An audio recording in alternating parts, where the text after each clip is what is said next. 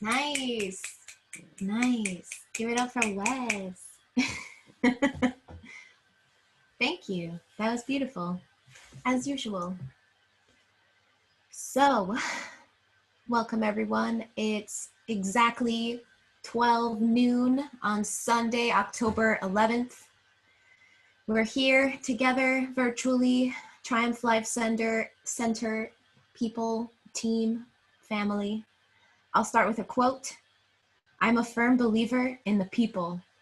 If given the truth, they can be depended upon to meet any national crisis. The great point is to bring them the real facts. And that's by Abraham Lincoln. That's quite relevant for today's times as well. Our intention today, our theme, our focus is reimagining community, celebrating Latinx Heritage Month, and also Indigenous Peoples Day. Holidays that are happening now, this week, this month.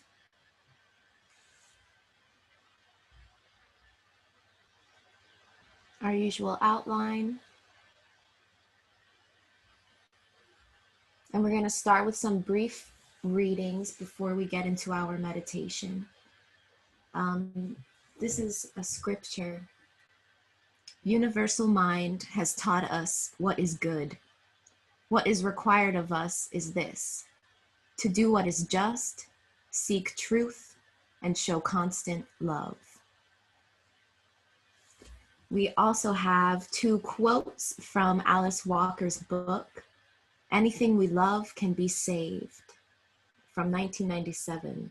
The first quote, the only reason you want to go to heaven is that you have been driven out of your mind, off your land and out of your lover's arms.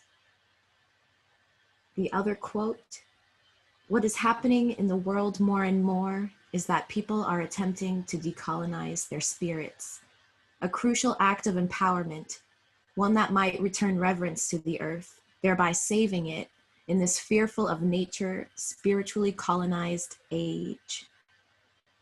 I appreciate these quotes. These are things that we can think about, we can come back to later on in our discussion today. The idea of decolonization. The idea of righteousness and truth and honesty. Something to think about. So, get yourself comfy.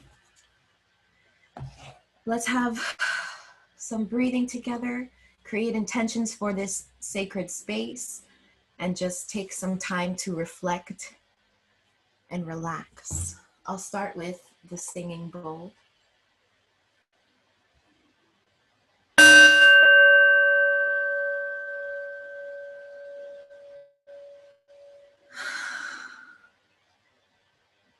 This meditation that I will share with you today asks you to reflect on your ancestors.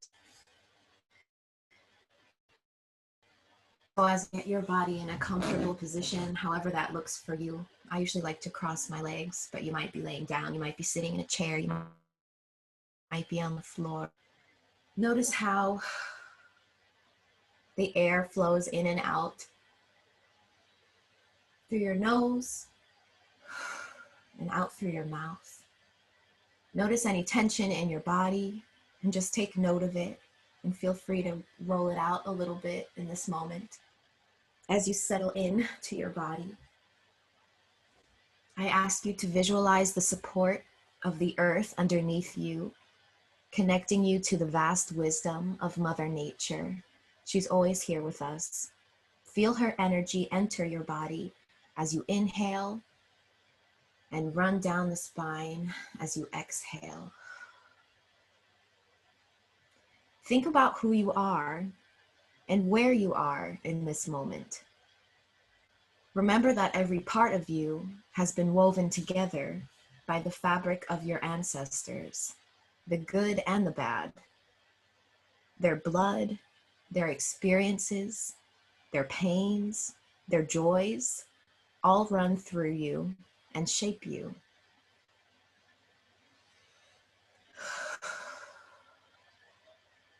Visualize your family line You might want to start with your parents or caregivers that are close to you.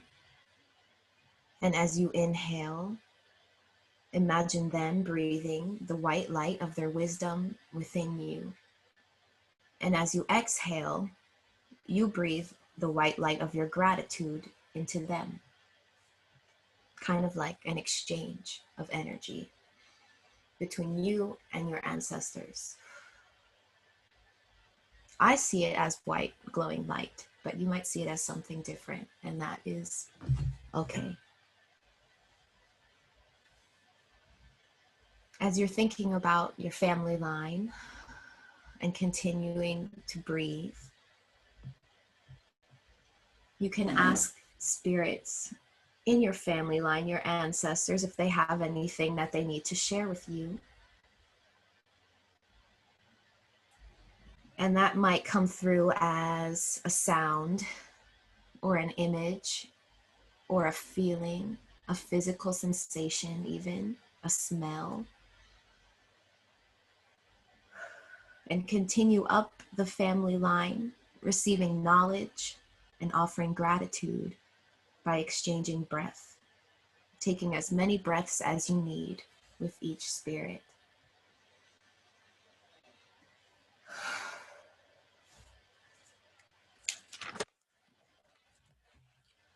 And again, acknowledging any messages that might be coming to you as you sit in silence. They might be an image, they might be a feeling, a memory, a song that comes to mind.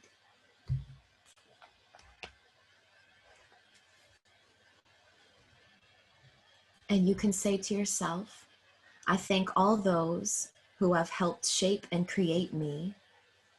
I honor your divine wisdom. I know that I would not be where I am without them. Again, I thank all those who have helped shape and create me. I honor your divine wisdom. And just take a few more breaths.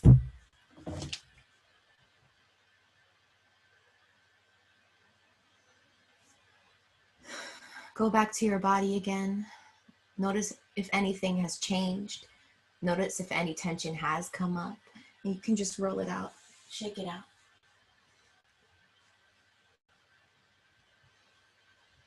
As we end this meditation, bring your attention back to your breath. Listen to your body, listen to your heart. Together we have strengthened ourselves in an expression of unity, love, and purpose to better relate to self, others, and the environment. Let's take one more breath. I'll strike the bowl again.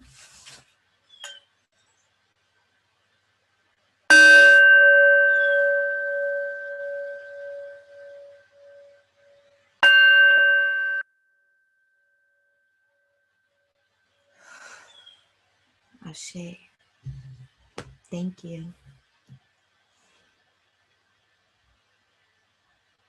So we did it. That really helped me feel good.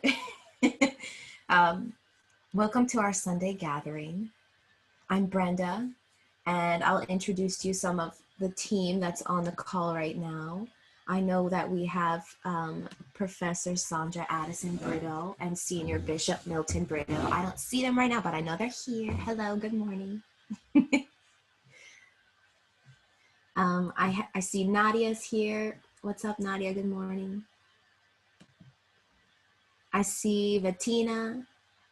Hi. I see Travis. Hi. Good morning. I see James is also with us, one of our board members. Good morning, James. What's up? And of course, Wesley, our musician. Hello. It's so comforting to have everybody together. Thank you again, all of our people watching on Facebook. We welcome you. You're welcome to join in to the Zoom call, or you're welcome to comment or share this live stream on your page. We're here for you. So it's October. It was this month, October 20th, 1897. That was 123 years ago that Elias Dempsey Smith, while in a boat on the Mississippi River, began experiencing a series of visions that ultimately led the founding of Triumph Church. And we'll share more about the beginning of this movement and our founder throughout the month.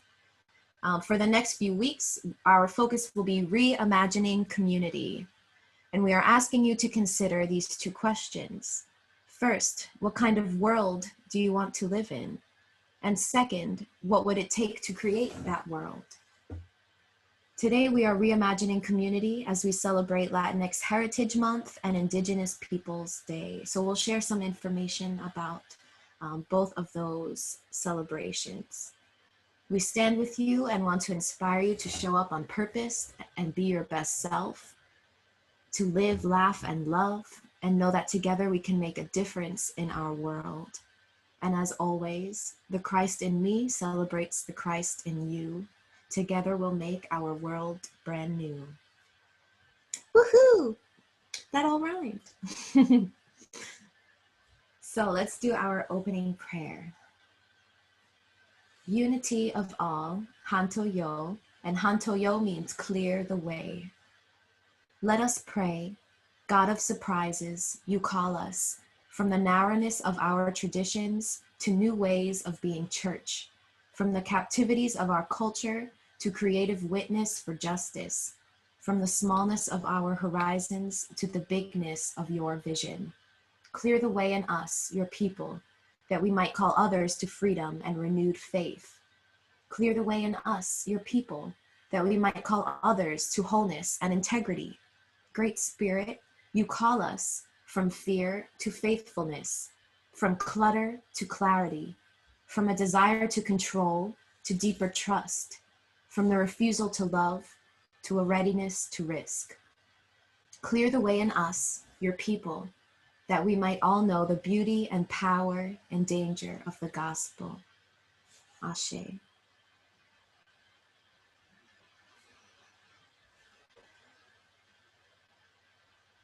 So I'll share some information about Triumph Church and our founder, Elias Dempsey Smith. So Triumph Life Center opened on October 19th, 2019, almost 1 year ago in Canarsie, Brooklyn, under the umbrella of Triumph the Church of the New Age International, to further the vision and mission of Triumph in the community. In 1897, Triumph's founder, Bishop Smith, while in prayer and meditation, had a vision in which he saw three figures: an eagle, a lion, and a brown-skinned young woman. Smith believed that this vision was a message from God. To him, each image was a metaphor. The eagle represents truth, the lion represented wisdom and power, and the brown-skinned young woman represented the oppressed and marginalized communities throughout the world. The experience awakened Bishop Smith's consciousness to a new understanding of the purpose of the church. He now saw the church as an agent of liberation from the systemic systems of racial, economic, and other forms of oppression. Smith believed that the church was commissioned to lead the way in the pursuit of truth, justice, and community building. He firmly believed that all humanity was not only created in the image and likeness of God, but was indeed the embodiment of God. Smith believed that this forgotten truth, once awakened, would be the catalyst for humanity's creation of a new world order, rooted in truth, justice, and love. So his founding vision has a lot to do with what we're talking about in this upcoming month in terms of reimagining community and liberating the people and caring for the people.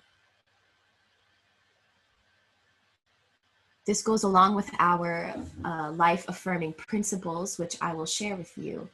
First, we affirm that life is the breath. Life is in the breath, and breath is life. Therefore, we join together to promote our shared humanity and inseparable breath. Second, we affirm that we are born whole, complete as perfect manifestations of the universal mind, or Christ. Third, we affirm our physical bodies differ, and as such may present different challenges, limitations, or privileges that everyone may not share in. Therefore, we join together to share our strengths and support one another where there may be weaknesses, so that we may all enjoy the fullness of life. We affirm that our agreement is to pursue peace, walk in truth, and uphold justice tempered with mercy. We affirm that we are like branches on a tree. Although we may grow in different directions, we share a common root, and as such, we pledge to respect each person's path, even as it may differ from one's own. We agree to walk in agreement that it's all right to disagree, and we protect and safeguard this right in so much as the state of disagreement upholds an affirmation of life. We affirm that community building is the process of communal shared principles, shared resources, as well as equitable access to resources. Therefore, we commit to being agents of an open culture that welcomes everyone to participate in the life of the community, with the provision that we also hold each other accountable for acts that do not support the life-affirming principles of our awareness, while equally looking for and enacting a commitment to forgive and restore in the spirit of humility and love. And finally, we affirm the earth and all that dwell therein are manifestations held within the universal mind, and humanity's role is to be faithful stewards of this earth by demonstrating respect and dignity for all beings, the sacredness of Mother Earth, and our commitment to caring for her as we care for ourselves. Beautiful. Ashe. So let's move into our sacred readings. Take it away.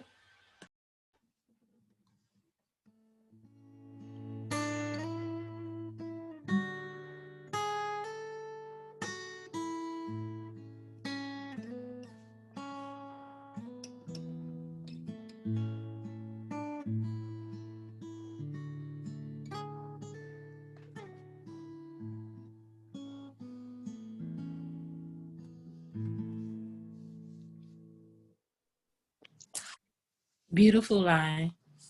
It looks pretty but destructive. A band-aid over a wound that will never heal. If you believe that lie, you will be doomed. It will destroy you inside out. It's so beautiful, it makes you comfortable. It's so pretty, it will change your reality. But once that lie is proven to be a lie, it will have compassion for those who believe it. A beautiful lie will turn a dream into a nightmare. To cover a hole in the wall with a picture. Beautiful Lie by Travis Mills.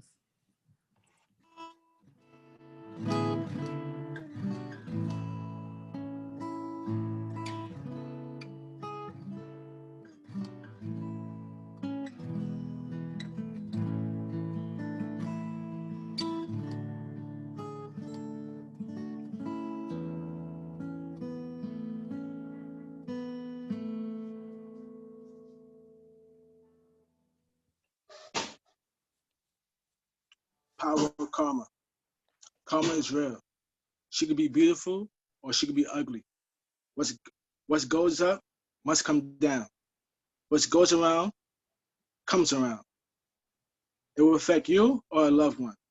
You can embrace it or you can let it defeat you. The only way you understand the damage you did to someone, if someone does it to you. She does not discriminate, woman or man, white or black.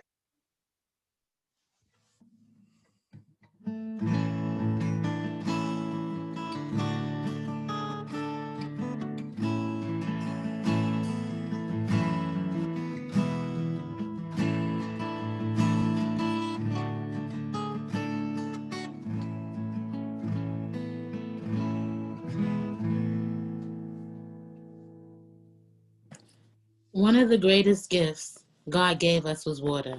If we drink it, we become water. We become shapeless. We become clear. If we drink it, we become stronger. We become fearless. And we become what God wanted us to be, and that is free. Water by Travis Mills.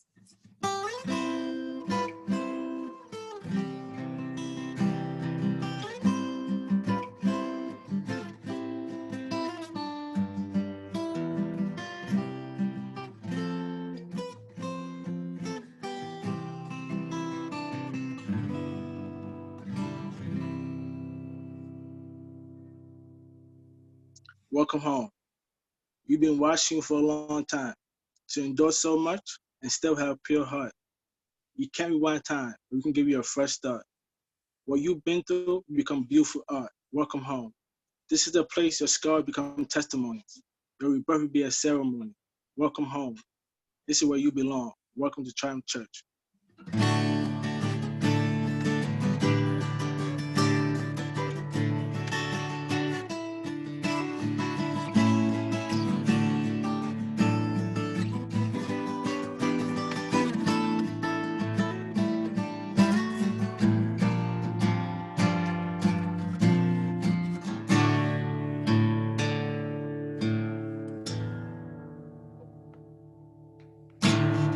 Hey, Woohoo!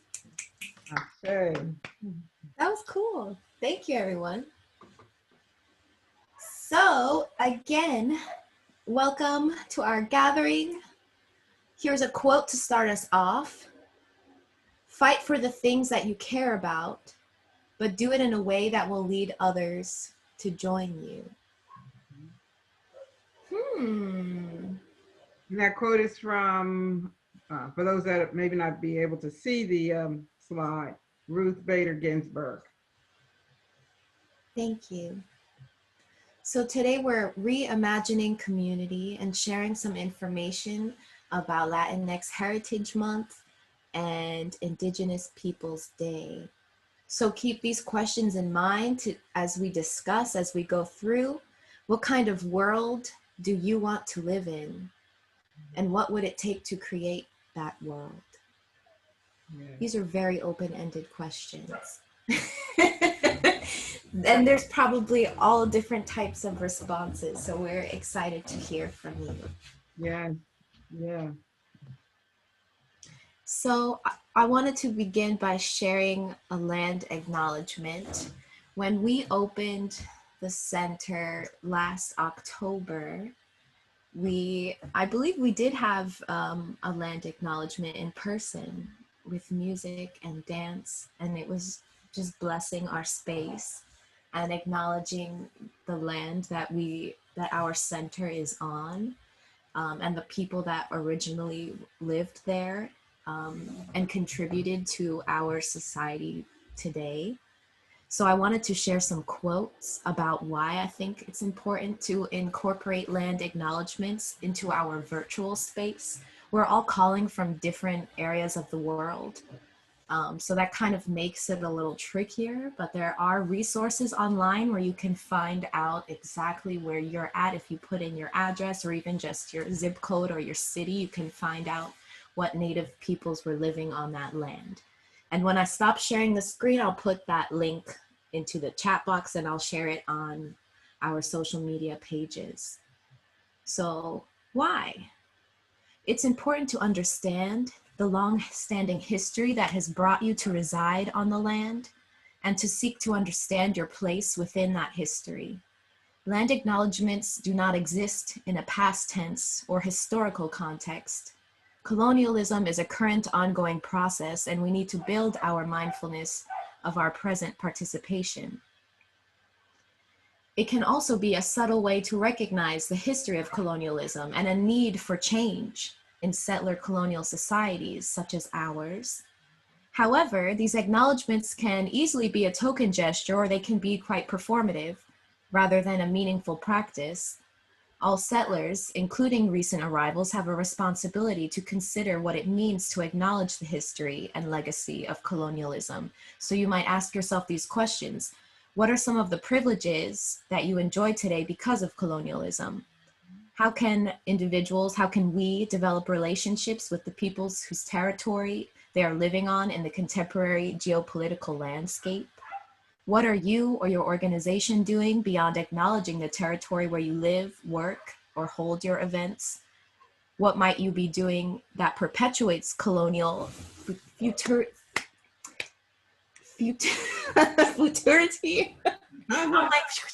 So essentially perpetuating colonialism rather than considering alternative ways forward.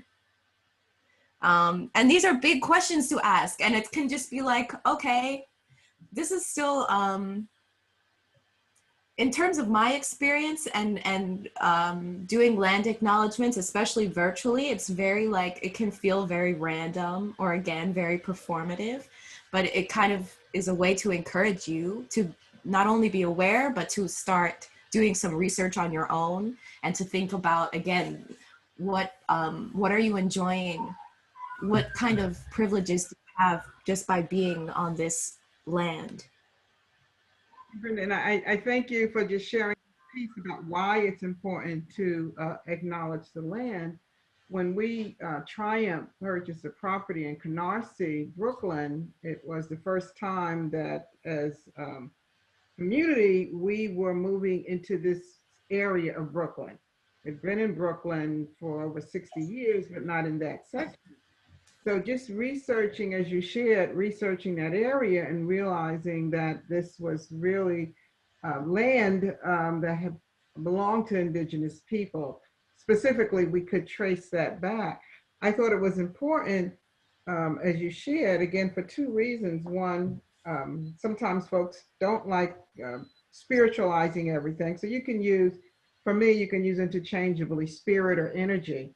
But there's an energy in everything. There's an energy in the land even. So when you are going to buy a home, or you're going to work or live or be in a particular area, understanding the energy that's in that area, that region, and how that energy, and acknowledging that energy, or even needing to kind of clear that space and energy, so that you're able to move forward and not be stuck or get caught up in this flow of energy that's not really moving in alignment with your intended life affirming purpose. So what we did was we actually invited Indigenous group to share in our opening activities. And they were able to provide dancing and sacred prayers, and this really, it was a beautiful experience for me. And I thought it was so important for us to do this. And a lot of folks don't understand, especially when we get locked into colonialism idea of Christianity. It's such a narrow view of the world. That's really an imprisonment of the mind and an imprisonment of the spirit. And a lot of folks didn't understand that and thought it's something other than what it was. But I'm so glad that we were able to do that. And since that opening, everyone that comes into that place can feel the positivity and can feel the energy of life. And we've had so many reactions and comments about just the feel of the place. That you can't, it's not necessarily tangible. You can't really say what it is, but it was an opening of the energy field to allow us the opportunity to come into that space as Triumph Life Center and to begin to move forward in a positive way, in an affirming way. Thank you. So specifically, our center in Canarsie, Brooklyn, is on land native to the Lenape people, specifically the Canarsie tribe. So I'm thinking we'll do a lot more research and share with you what we learn about these people. Also, I want to just say, if there's anything that's incorrect or anything that you are questioning or want to know more about, you're welcome to contact us at triumphlifecenter@gmail.com. We're still learning. This is the website at the bottom. Again, I will share that website where it's like a virtual map, and you can type in your location and find out what Native people were on the land that you are residing on now. So that leads us to Indigenous Peoples Day, which is celebrated the second Monday of October, I believe. So tomorrow is October 12th. Yes. And on a lot of calendars, it's still Columbus Day. A lot of people still take off for Columbus Day, or businesses are closed for Columbus Day, but starting to question that in terms of what we're celebrating. So there's been a huge movement to begin celebrating Indigenous Peoples Day. instead of Columbus Day. And some areas have actually formalized the name change. Some local communities have formalized the name change to Indigenous Peoples Day. I know Newark, New Jersey has done that. There's some other areas around the country that have said we're moving from calling this, from this being the holiday that's formally known as Columbus Day, as Indigenous Peoples Day. So that's certainly a move forward. Mm-hmm. Yes, absolutely. I will share that my university had sent out kind of like a newsletter about this as well. And multiple schools and universities and institutions are beginning this transition and acknowledging the importance of it. So we'll share a little bit about why. Indigenous Peoples Day is a holiday celebrated on the second Monday of October in lieu of Columbus Day. At its core, it aims to celebrate and honor the past, present, and future of Native peoples throughout the United States, and acknowledges the legacy of colonialism, which has devastated Indigenous communities historically and continues to negatively impact them and all of us today. More importantly, however, Indigenous Peoples Day moves beyond the narrative of oppression and honors the histories, cultures, contributions, and resilience of contemporary Native peoples.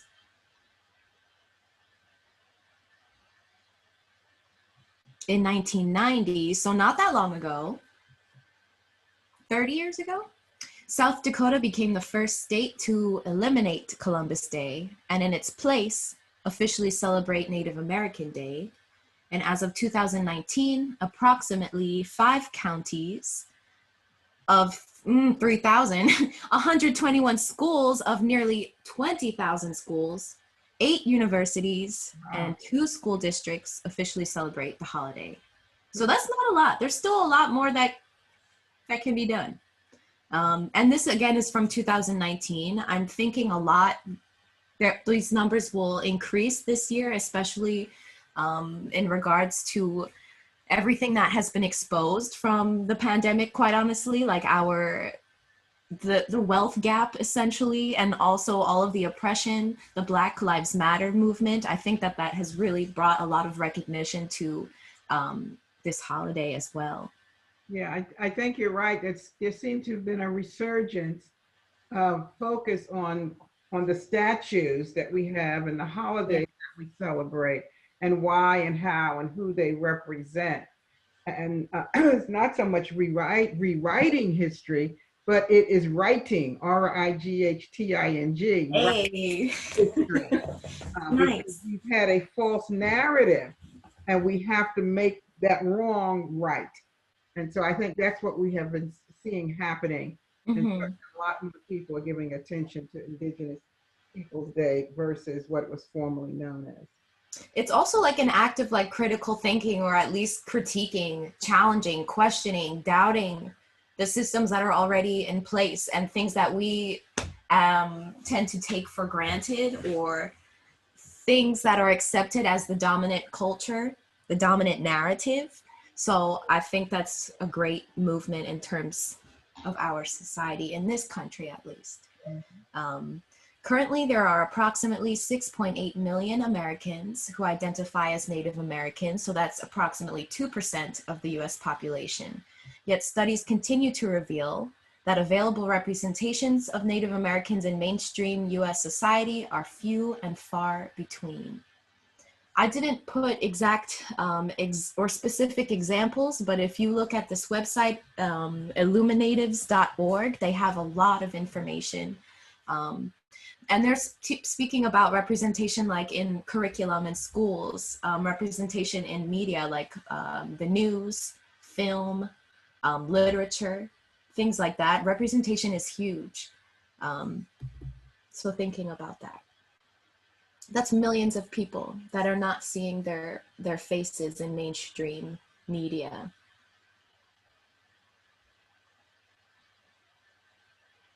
So Columbus himself, he represents genocide and slavery of Indigenous communities across the Western Hemisphere. And by celebrating Columbus, they're being complicit in the erasure of Indigenous traumas and history. So this is one statue. I'm not sure the location of this statue, but it was changed around. There's red paint spilled over it. It says "Stop celebrating genocide." There's also this idea that Columbus, like, you know, was coming over to the Americas to benefit these people and to civilize them and to save them. There's this idea of like saviorism. But really that's not the case. And you can actually read, he had kept journals of his exploration in, I believe, 1490s, right? 1492. All of this was happening, and he was just immediately thinking about how he can use these native people as slaves or for his benefit, essentially, rather than trying to understand what is already in place there. And I think it's important here, before you move to the next slide, and just looking at the statue, we know that again in our current climate in this country, what we saw over the summer with the removal or the reframing of the statues, that there's been this pushback to, again, to strengthen that stronghold on our collective consciousness of the false narrative of the history of this country. And a real oppressive move to prevent the writing, RIGHTING, of that false narrative. And so I think it's, we have to be diligent in just getting this message out, especially those in faith communities who are supposed to be truth tellers. That's what our foundation is, truth tellers. And truth in every aspect of life, and not just about the hereafter or about someone's relationship with God, but truth about reality, truth about the world. And that's what we have, I believe, as Bishop Smith believed, been entrusted to impart and to carry, to be truth tellers. I would also just like to say that too, for many Italian Americans, this may feel like an affront to their culture and their community. So we also have to be sensitive to that and aware of that. And the question arises, okay, so then how do we engage in those kinds of conversations when there's pride through a particular demographic, Italian community, in celebrating this day as it was formerly known? And how do we engage in those conversations? Because we don't want to continue to do harm. I mean, our mission should be truth tellers. And truth, as Travis also says, may not be, what is it, Travis? Not nice, but it's always kind. I think that's the way he puts it. Yeah. It may not be nice, but it's always kind. And so kind, though, may offend you. Yeah, kind may offend you. And so how do we engage in these conversations around the subject? But it feels for some people like you are attacking their heritage and their pride and their heritage and their history. Does anyone have any comments that they would like to share in this moment before I continue on?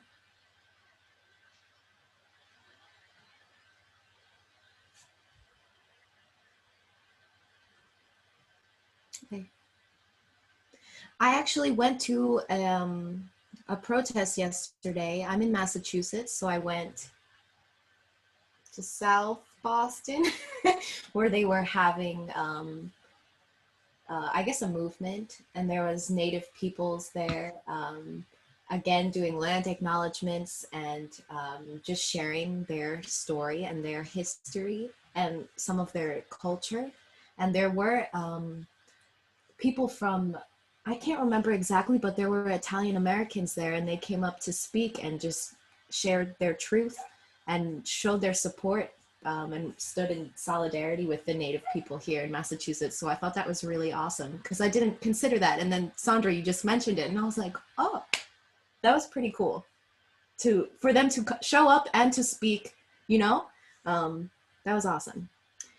So to continue, this holiday counters false historical narratives embedded within the celebration of Columbus Day, including Columbus discovering America, known as the doctrine of discovery, indigenous peoples welcoming explorers, and explorers treating indigenous peoples with respect, because they definitely did not.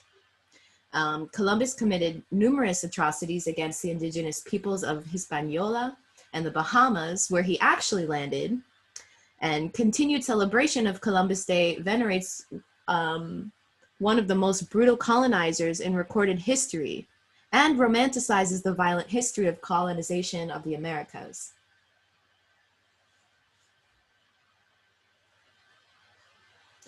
I wanted to bring up a little blast from the past when we had a discussion about the missing and murdered indigenous women and girls, and how a lot of Native women are just disappearing or being killed at a very disproportionate rate.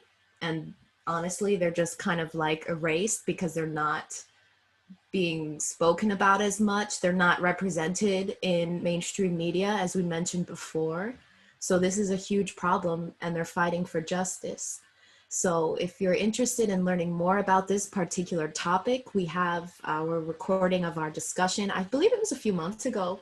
And that's on YouTube, it's on our Facebook page, and we'll share that again online so that you can see it today if you'd like to.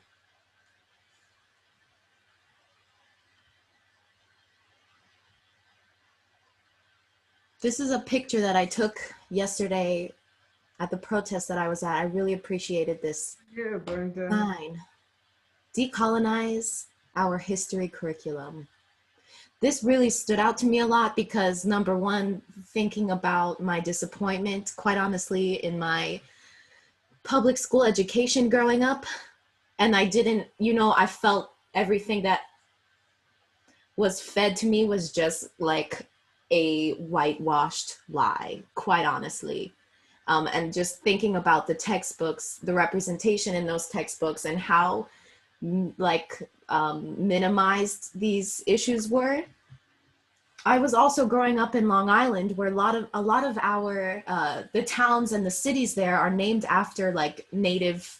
They come from native names, and then to just not even like think about the history of that, and then to also celebrate Columbus as an explorer, as a person who discovers, rather than a person who brutalizes and murders, and just, you know what I'm saying? So I was very disturbed to really look back at my education and think about that.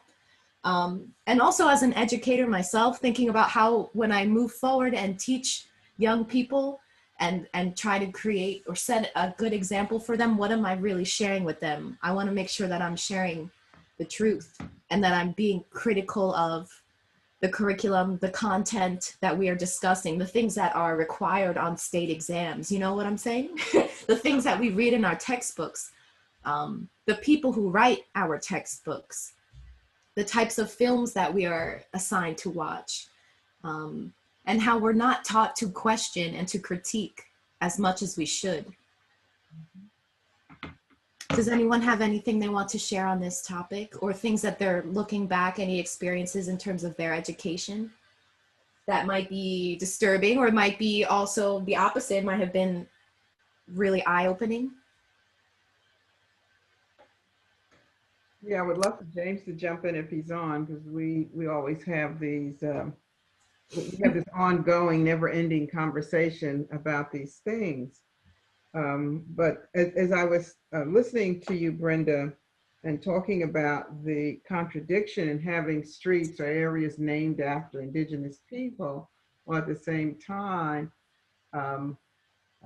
having a holiday named after the one who committed genocide against them, that's part of the colonization of the mind.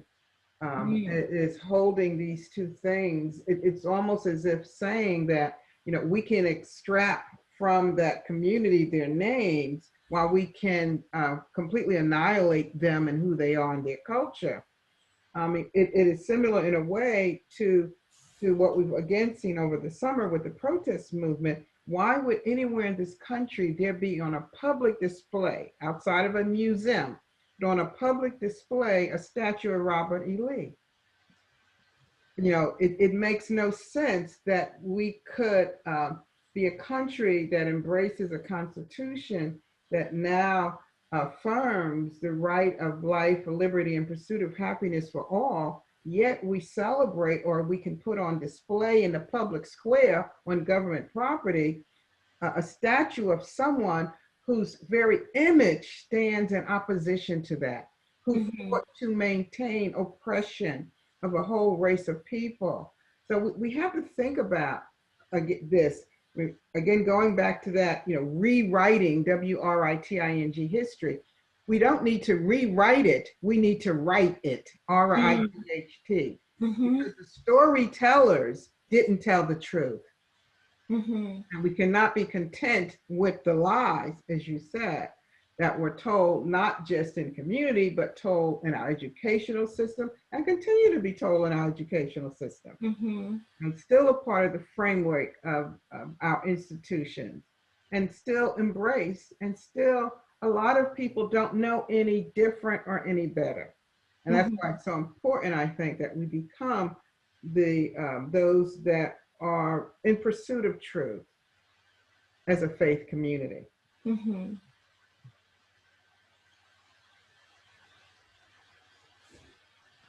Would like to jump in. I was Good morning. joined late. Good morning. This is Bandler. Can you hear me? Yes, we can. Good morning. Good afternoon. I don't know. I joined late, and I'm trying to have my brain kind of catch up with all that's being said, and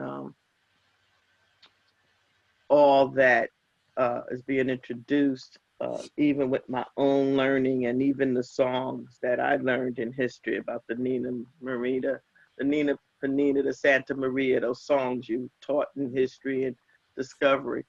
And I'm thinking a couple of things that was said. Truth and seeing the whole picture. And I think Brenda said this, I think I heard Sandra saying, and Brenda was talking about critical thinking. And as I'm trying even to wrap my mind on things I've learned over the years, and this is just something personally I've learned to do with teaching children, is I remove the word truth just for a minute, and I ask to circle the facts. So if you're doing a diagram and you're making a complete circle, the facts, as you can outline them from the beginning of the early days of the thought process, the beliefs, the motivation, what was the reason for the voyage, what happened in the voyage. You map history through facts. And I think facts build on an essence of what becomes the truth. And truth becomes bigger than the facts because there is an energy, a spirit, an essence that's usually untold. What lies beneath, what lies above. But the facts kind of help build the wall brick by brick. And then you look at that truth and then you ask the toughest question: who did it benefit and who didn't it benefit?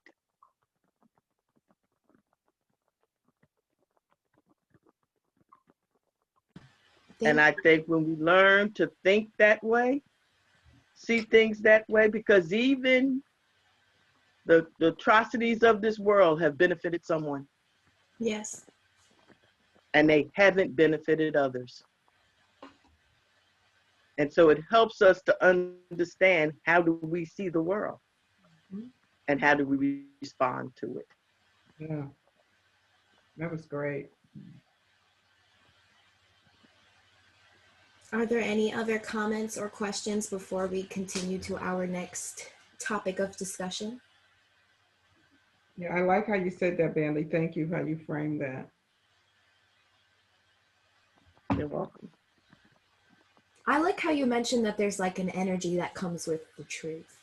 That makes me think, and you said above and below, and the first thing that I just thought of was ancestry again, of all the energy and effort and pain that people before us have gone through that is still here,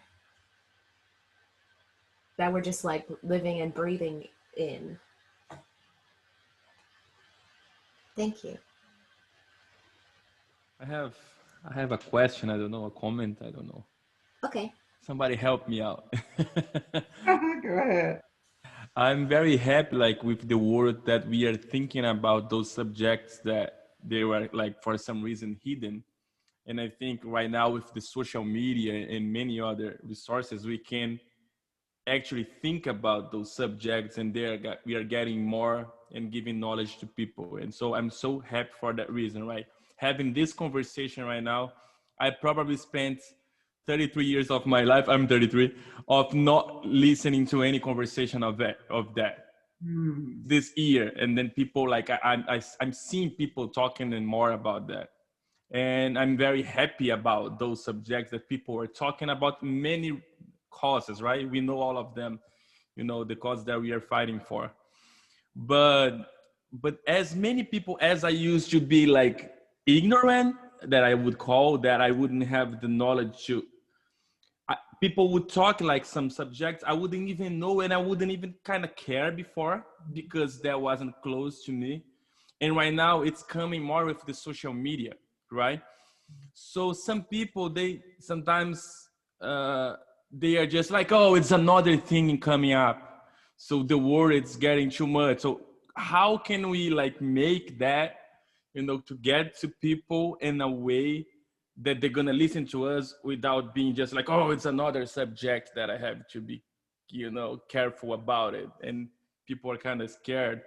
And thinking about all of that, I do art.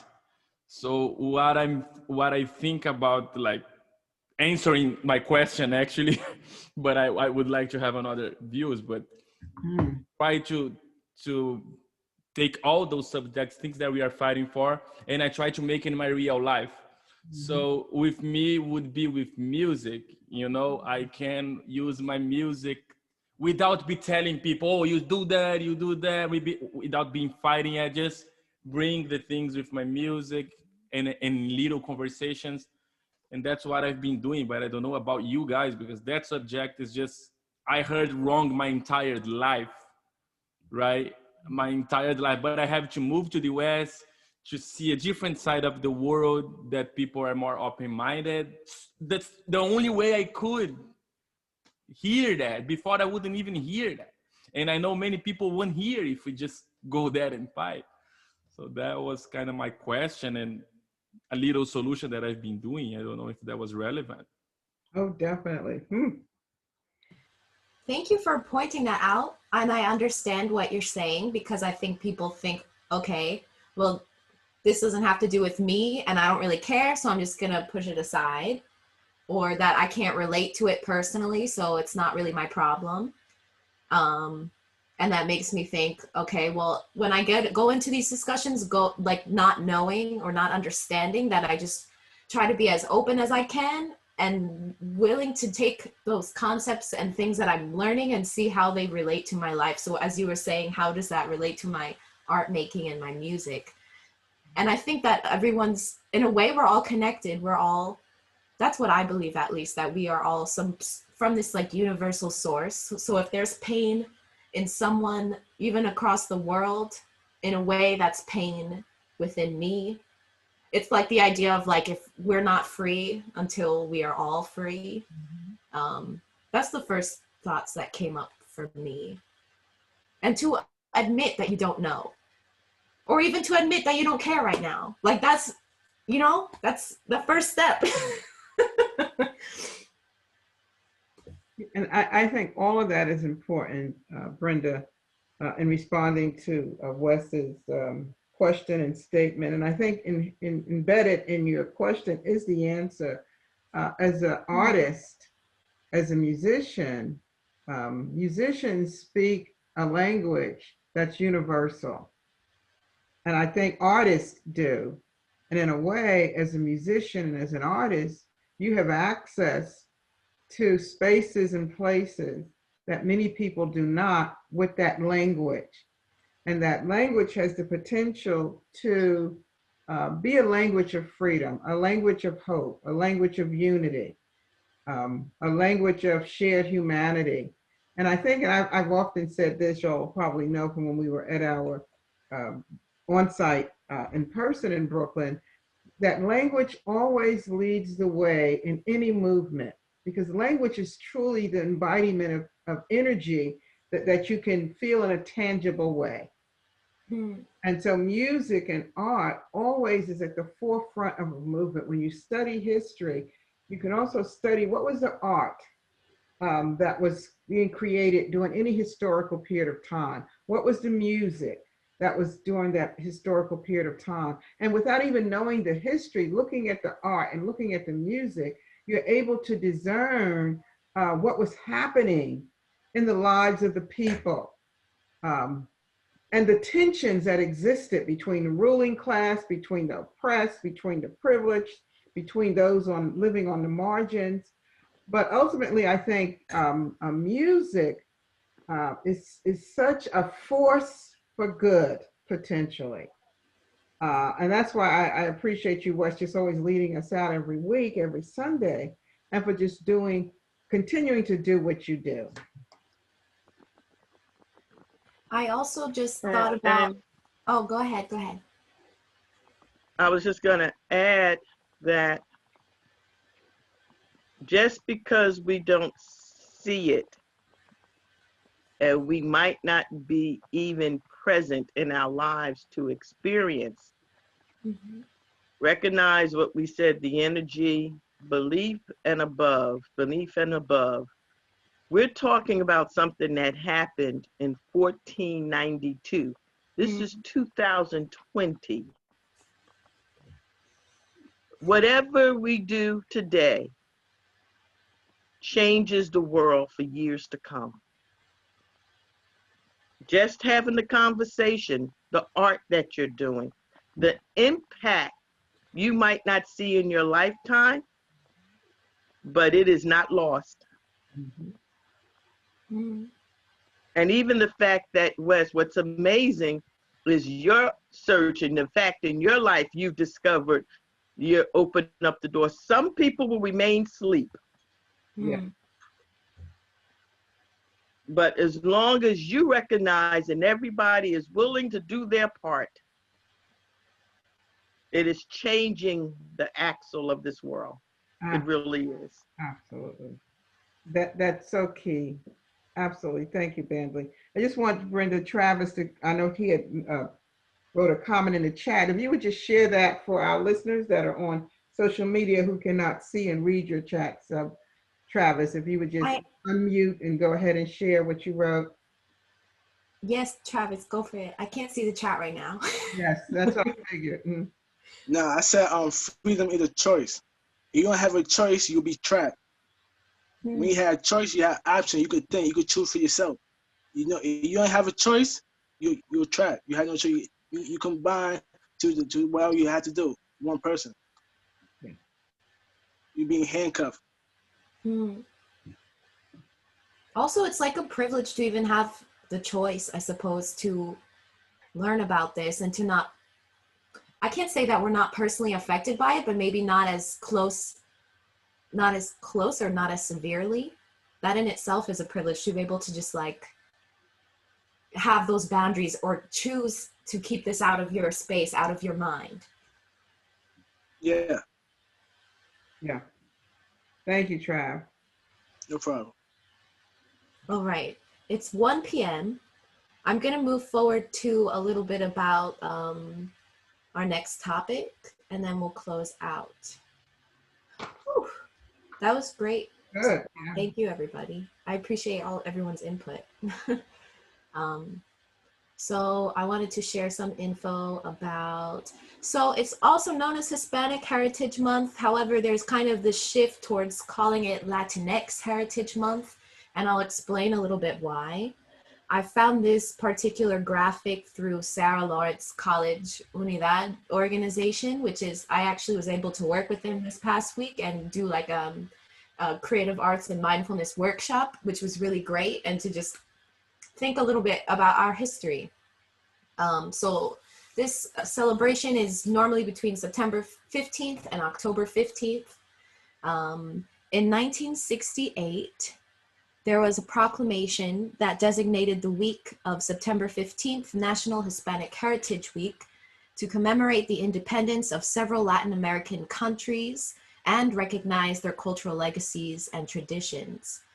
September 15th is the anniversary of independence for Costa Rica, El Salvador, Guatemala, Honduras, Nicaragua, Mexico, Chile.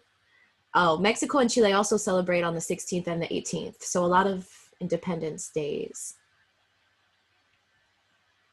The celebration grew from a week long to an entire month, which was enacted into law in August of 1988.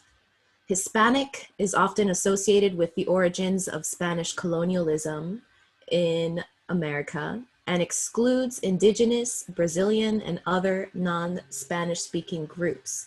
So we use Latinx, or even now I'm hearing the term Latine with just an E at the end, instead not only to represent non-binary, gender non-conforming identities, but also to center Indigenous, Brazilian, and other non-Spanish speaking folks. So to kind of explain a little bit more about the non-binary, the gender non-conforming, at least from my understanding in the Spanish language, there's a lot of words that either start with A, not start with, end with A or O. There's a masculine and feminine, and how that can be very just like the two extremes of male or female. And it's interesting that even words themselves can be considered masculine or feminine. So they have been using the X kind of just as like a placeholder in a way of, or I don't know if that's the right terminology to say a placeholder, but to just be more inclusive, because normally it would be Latino. Just something to think about. Yes, in Portuguese, when you say like Latino, or in Spanish, right, it means it's a man, right? Yes. If you put Latinos with S, when it's a plural, it means men and women. Yes. So, but the X, it's not like very Latin, but it makes sense when people explain. It's generally, I would say, just incorporating inclusive language. I found this graphic as well. This is something that it took me a long time to figure out and understand. Hispanic versus Latin, like when to use those specific words. So I wanted to share that with you. When we think about the word Hispanic, it refers to people who are from or descendants of any Spanish-speaking country. Identifying as Hispanic is tied to the language, the Spanish language. So this excludes Latin American countries like Brazil. In Brazil, they speak Portuguese. The word first appeared in the 1970 census. So they have one example, J-Lo, from Puerto Rico. And then Latino or Latinx is someone who can trace their heritage to at least one of 33 countries in Latin America and the Caribbean. And this word is much more identified with geography, which also excludes Spanish-speaking countries like Spain. So there's this example of a woman from Brazil. I don't know if that was super clear. Hispanic, I think of Spanish language. Latino, I think of the geography in like Latin and South America. I always have the question, because I thought that the name Latin would come because I'm Latino. I always called myself Latin, but I was thinking it's because our language came from Latin. Yeah. I don't understand why. Of course, Italians are not Latinos, but their language are like from Latin, like or French. I see. Yeah. I always said language. Yes. so like, what is it? Does somebody know it? Does somebody know? Interesting. And I think Brenda, this was so informative. Thank you for putting this together. What occurred to me is the power of naming.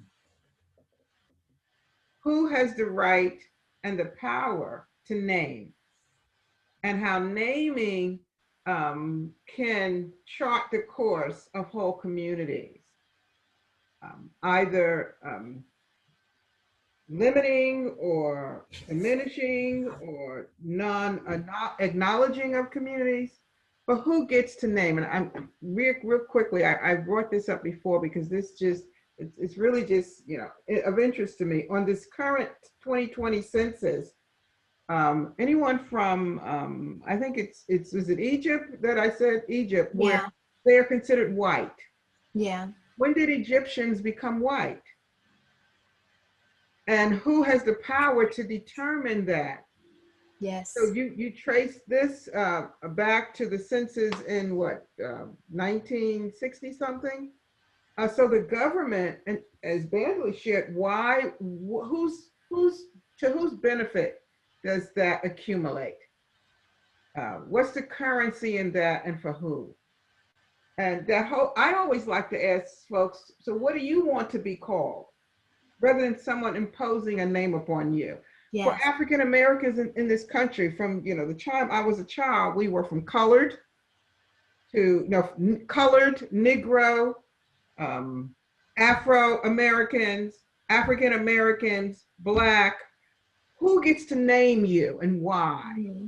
And what does that mean for you? And why can't we self-name? And even under that category, you know, you're talking about Latino covering 33 countries. What different cultures are under that? What different identities are represented in those countries? And how we can lump them together, and by doing that, just annihilate whole pieces of the culture, Mm-hmm. without even realizing we're doing it. Thank you. I was gonna say something.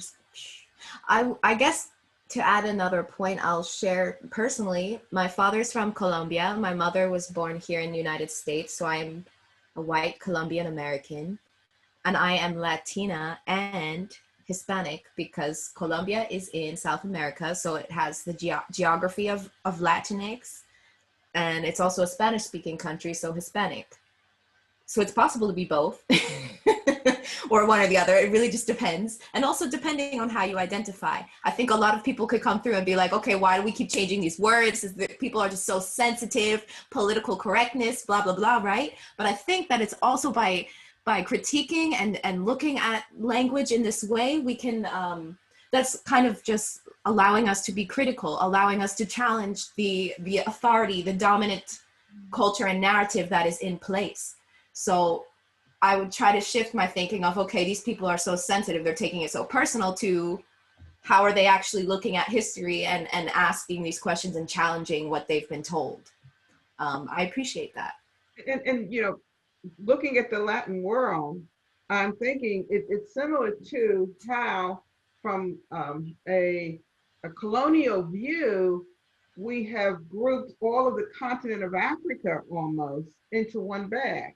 You know, that's African. Well, how many different cultures, countries, nations, tribes, cultures exist on this continent with a rich history? Certainly some similarities, but then a lot of things that differ. And so the specificity, I think, is important. And why, again, to whose benefit is it that we lump this together? And why is that important to do? This idea of decolonizing is kind of shifting and looking at the power dynamic in a different way, rather than looking at marginalized victims, instead looking at the oppressors themselves and questioning why are they benefiting and why do they continue to, you know, it's like like that. So it's one. Are we looking at skin color? Are we looking at language? Are we looking at geography? To what category are we assigning our identity? Yes. Yeah, which is important. It's 1:09. Yeah. I'm thinking let's start closing out. Yeah. If anyone has any final comments. Yeah. Great conversation. Yeah. We got to shift. We got to shift, right? Thank you everyone for, I guess, hearing me out. I spoke a lot today and I really appreciate that space very much. Thank you. Is there any particular reading or meditation? Want to just transition us with the healing, with the singing bowl first to just Sure. put us back on the, go back up to the slide before. So take a breath, get your body comfortable. Mm-hmm. I'm gonna strike the bowl once or twice and just take some deep breaths as you hear it. And that in about 15, 20 seconds, and then I'll do the first one.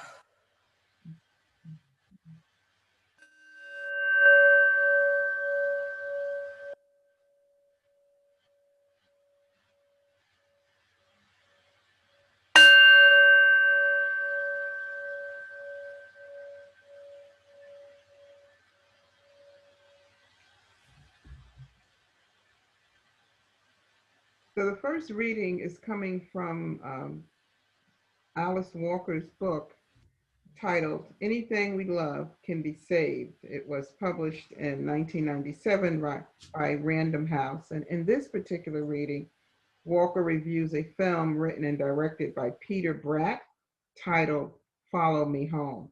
And so in the text, she writes, art unfailingly reflects its creator's heart. Art that comes from a heart open to all the possible paths there might be to a healthier tomorrow cannot help but be medicine for the tribe. In Follow Me Home, we see ourselves in our shame and our joy. We see that self-love is the medicine we have most often left on the shelf. We see that this need not continue to be so. We see that we can move towards each other and not run away in terror. We have ancestors in our common who have already done this, run toward and embraced each other. We see, in fact, that the spirits we have honored and loved, both in our histories and in ourselves, have not yet deserted us.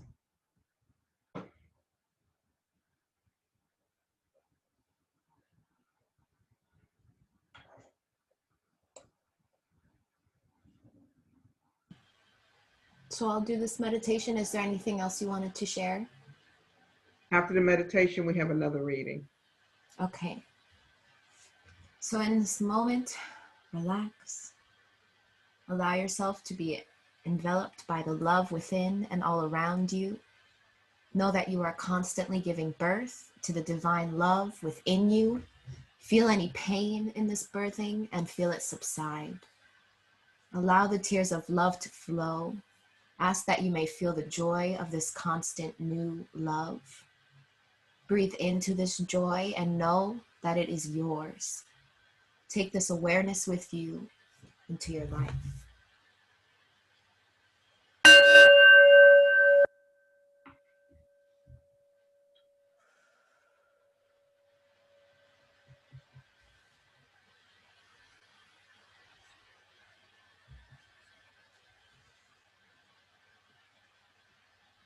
I'm sorry, guys.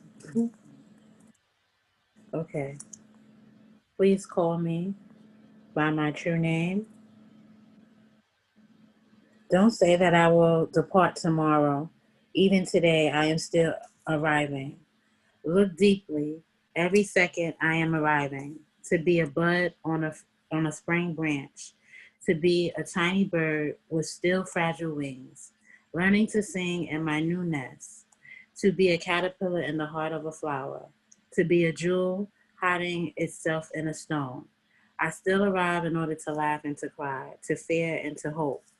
The rhythm of my heart is the birth and the death of all that is alive.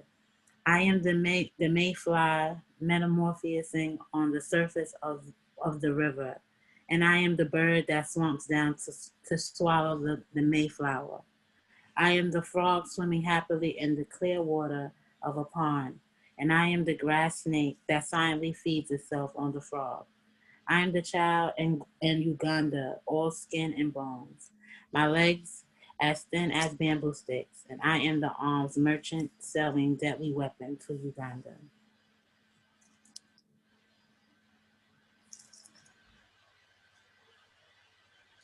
Again, feel yourself coming into a gentle place of rest.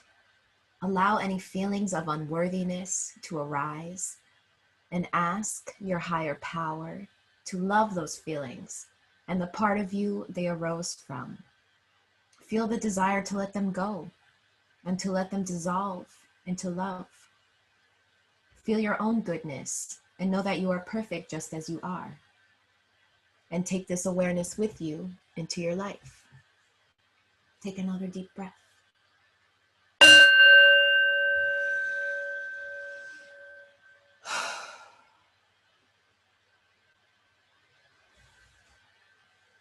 All right. Thank you. I'll share some announcements. As usual, we have our resource guide, which is constantly updated. We'll share it on our Facebook page. And there's a lot of links that you could click on, or resources, literature, media, financial support. If you need anything, you could find it there. And if not, you can email us at triumphlifecenter@gmail.com, and we will help you out in the best way that we can. We have a playlist on Spotify with some of the music that we incorporate into our gatherings and have in the past. So you're welcome to listen to that. Again, we have our YouTube page, which has a lot of our past recordings. If you're interested in any specific topic, you're welcome to look on our YouTube page and watch them. And as usual, continue to please be safe. Stay in small groups or stay alone. Wear your mask. Be careful. There is still a pandemic going on, and we need to show respect for everyone in our community. Just one more quick announcement before Wes comes on. Sure. We want to just extend an opportunity to those that may be watching us via social media live, or will watch this recording at another time, to find out how you can connect with Triumph Life Center Brooklyn or Triumph International. You can become a part of this community as an individual or through your faith community or another organization. Email us. The email address is on, I believe, the screen, triumphlifecenter@gmail.com, and find out how you can connect with us. We would love to have you. If you have been a part of Triumph in the past and maybe you've become disconnected and you want to come back together with family, our doors are open. We welcome you back. Email us, send us a message, an inbox message, and we'll tell you how you can reconnect. God bless you. Wes, take it away. Okay, so I'm gonna just finish with that song that's called O O Agora. It's a Brazilian indigenous song. So to finish with the theme. Brenda, if you just take down the slide for right now. Okay, thanks. Okay. So this is gonna be a little different than what I usually do. Good, good.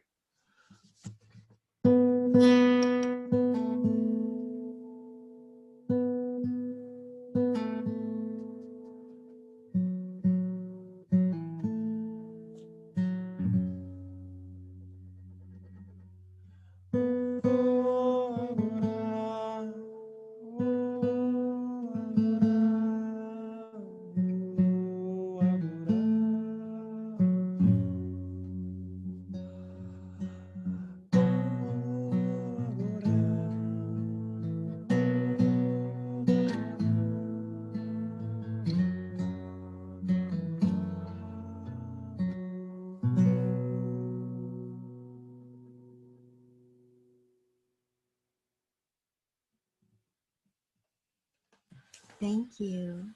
Awesome, awesome. Thank you, Wes. I'll share again for our closing prayer. Does anyone want to read it?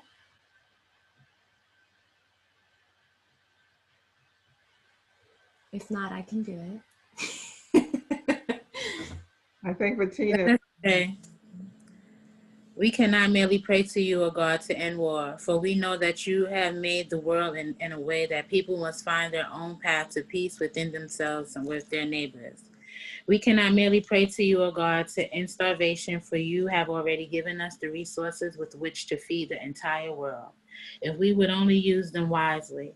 We cannot merely pray to you, O God, to root out prejudice, for you have already given us eyes that with which to see the good in all people, if we would only use them rightly. We cannot merely pray to you, O God, to end despair, for you have already given us the power to clear away slums and to give hope, if we could only use your power justly. We cannot merely pray to you, O God, to end disease, for you have already given us great minds with which to search out cures and healing, if we would only use them constructively. Therefore, we pray to you instead, O God, for strength, determination, and willpower, to do instead of just pray, to become instead of merely to wish. Ashe, Ashe. Thank you. Thank you, everyone. I hope you have a great week. Those that's watching us, look forward to seeing you next week. We're going to be doing some special things in the coming weeks for our celebration this month. So be safe, be well. We love you all. God bless.